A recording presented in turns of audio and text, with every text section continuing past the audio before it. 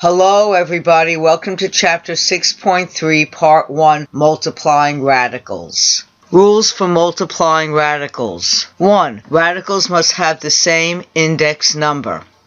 2. Multiply outsides and insides together. 3. Add exponents when multiplying. 4. Simplify your expression. 5. Combine all like terms. Example number 1. Multiply square root of 2 times square root of 6 plus square root of 2. So let us go over to the whiteboard and do this multiplication. Where we have the square root of 2, square root of 6 times the square root of 6 plus the square root of 2. And we're going to do this we're going to multiply this using the distributive rule. So we're going to multiply 2 and into there like that. So we're going to end up with square root of 2, square root of 6, plus square root of 2, square root of 2. And then we can put this under one radical sign. So that will give us square root of 2 times 6 plus square root of 2 times 2. So it turns out that nothing here is a perfect square, but we know that hidden in the square root of 12, there is a perfect square. So we could actually simplify that, plus the square root of 4, which we know is a perfect square. So this will be equal to 4 times 3 plus square root of 4, which we know is 2. So that means we have 2 square root of 3 plus 2. And we cannot combine that any further because this does not have a radical and this does, and these don't have the same. So this is the finishing answer. Reviewing what we just did, we used the distributive property to multiply, and we ended up getting square root of 2 times square root of 6 plus square root of 2 times square root of 2. And then we simplified by finding any perfect squares. And we put it together, and we did find a perfect square. We ended up with 2 square root of 3 plus 2 as our final answer. In example number 2, we're asked to find the product of 3 square root of 6 times square root of 5 plus 7 square root of 7. So let us go over to the whiteboard and work this one out. Where we have 3 square root of 6 square root of 5 plus 7 square root of 7. So we do the same thing, our distributive property, where we'll get 3 square root of 6 square root of 5 plus 3 times 7 square root of 6 square root of 7.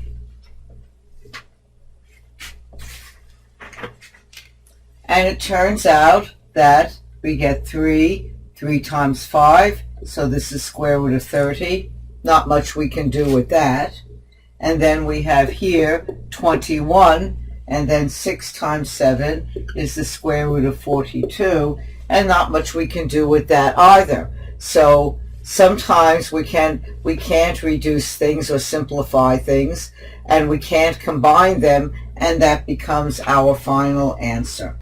Reviewing example number 2, we use the distributive property, and we found that we get 3 square root of 6 times square root of 5 plus 3 square root of 6 times 7 square root of 7.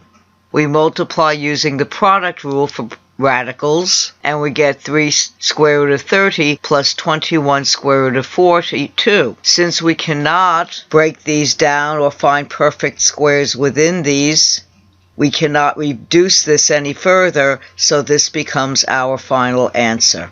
Exercises 3 through 6. We simplify square root of 3 times square root of 2 plus 4 square root of 3. So let us go over to the whiteboard and work this one out. So we have number 3, square root of 3, square root of 2, plus 4 square root of 3. And that will be equal to, because we just use our distributive property, square root of 3, square root of 2, plus 4 square root of 3, square root of 3, and that's equal to square root of 6 plus 4 square root, well, we know that's 9.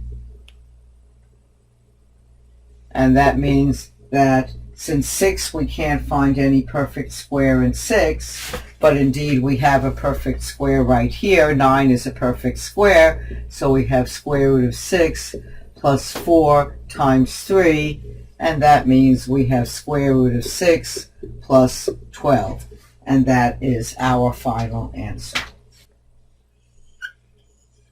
Reviewing example number 3, we use the distributive property. We simplified in order to get square root of 6 plus 4 times 3, and that gave us the square root of 6 plus 12, and that was our final answer. In example number 4, we're asked to simplify the square root of 7 times 3 plus square root of 2. To do this example, what we do is we distribute square root of 7 times 3 and then square root of 7 times square root of 2. And we get 3 square root of 7 plus square root of 14, because square root of 7 and square root of 2, when we use our rule, we get square root of 7 times 2, which gives us square root of 14. And this is our final answer. In example number 5, we're asked to simplify the square root of 2 times the square root of 6 minus the square root of 9. Again, we use the distributive law to find that if we multiply the square root of 2, we get the square root of 2 times the square root of 6, which gives us the square root of 12, and the square root of 2 times the square root of 10 gives us the square root of 20. Then we simplify this and find the perfect squares that are hidden within 12 and 20, and we end up with 2 square root of 3 minus 2 square root of 5, but since these square roots are different, this is our final answer.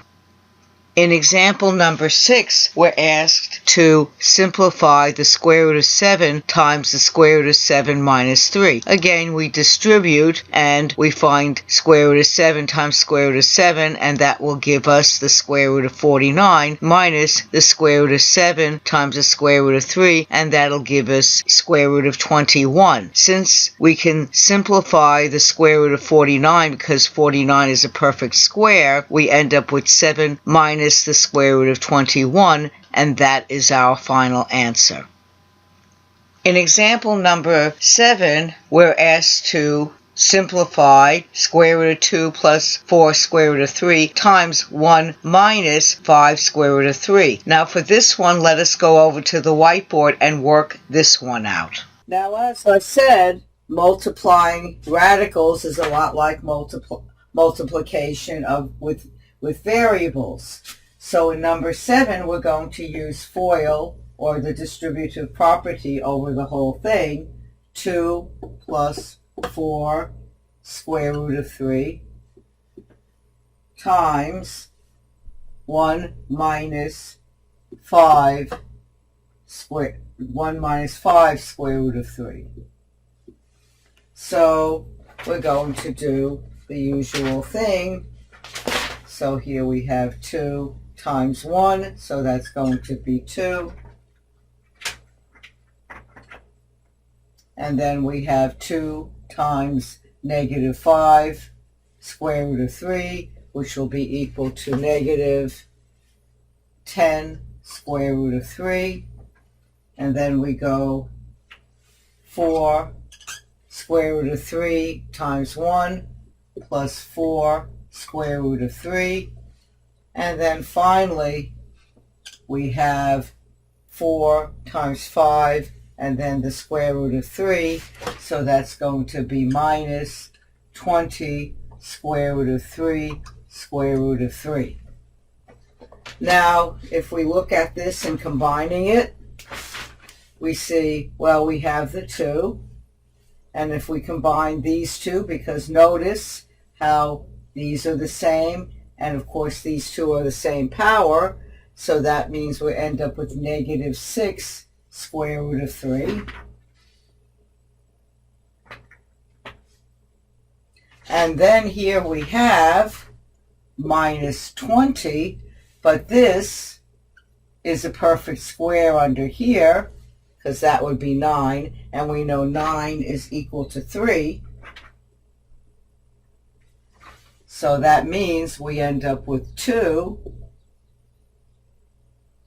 minus 6 square root of 3 minus, well, what's 20 times 9? And, 20 times 3, sorry, 20 times 3, so that gives us 60. So that means we have 2 minus square root of 3 minus 60, so that will give us negative 58 because of the 2 minus 6, and then minus 6 radical 3. So our final answer is, so you see that by simplifying and combining, and this you use the same idea as when you do the regular distributive property or foiling, like you would when you would do a variable type equation. Reviewing what we just did for number 7, we used the FOIL technique to get 2 minus 10 square root of 3 plus 4 square root of 3 minus 20 square root of 9. And then we combined like terms in order to get negative 58 minus 6 square root of 3, and that was our final answer. In example number 8, we're asked to multiply the two binomials 4 plus 2 square root of 2 times 5 plus 4 square root of 2. So let us go over to the whiteboard and see how we would do this one. We have 4 plus 2 square root of 2 times 5 plus 4 square root of 2. Using our distributive law, or FOIL as some like to call it, 20 plus 16 square root of 2 plus 10 square root of 2 plus 8 square root of 2 square root of 2. So now we have 20 plus 26 square root of 2, because we can combine these two. Notice that they have the same power and the same radical. Plus, this is perfect square, so that's 8 times 2. So that's going to be 8 square root of 4. But we know the square root of 4 is 2. So that means we have 20 plus 26 square root of 2 plus 16. So now we can add these two, and we get 36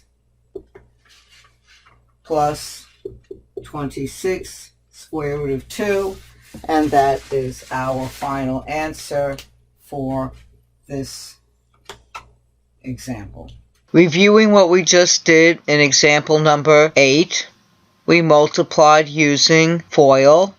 We collected like terms, and we found that we got 36 plus 26 square root of 2, and that was our final answer. In example number 9, we're asked to multiply the binomials 5 minus square root of 7 times 5 plus square root of 7. So let's go over to the whiteboard and work this one out. We have 5 minus the square root of 7 times 5 plus the square root of 7. Now notice that these two are the same except for their sign. So something rather interesting happens as a result of this. So we have 5 times 5 is 25. That's good. Then we have plus 5 square root of 7. And then we have minus 5 square root of 7. And then we have minus square root of 7 square root of 7. So what happens here is, if you notice, these two cancel out. And then we end up with 25 minus 7. And our final answer is 18. And this type of situation where you see the same thing here, and the only difference is the sign, and those are called conjugates. And these will become very, very important in certain things that we will do in this course. Reviewing what we just did, we did FOIL and we found that the middle terms canceled out, and we ended up with this final term as a perfect square. So we ended up with 25 minus 7, since 49 is equal to 7, and that's equal to 18, because 25 minus 7 is equal to 18, and that's our final answer. We also learned that these two types of binomials, when multiplied together, are called conjugates because they're exactly the same except they have different signs in the middle. So this one is -7 and this one is +7, and due to that the middle term cancels out. And of course 7 times 7 will give us a perfect square, which we can take out of the square root sign. Thank you very much. I hope that you enjoyed this video. Be well, take care, and goodbye for now.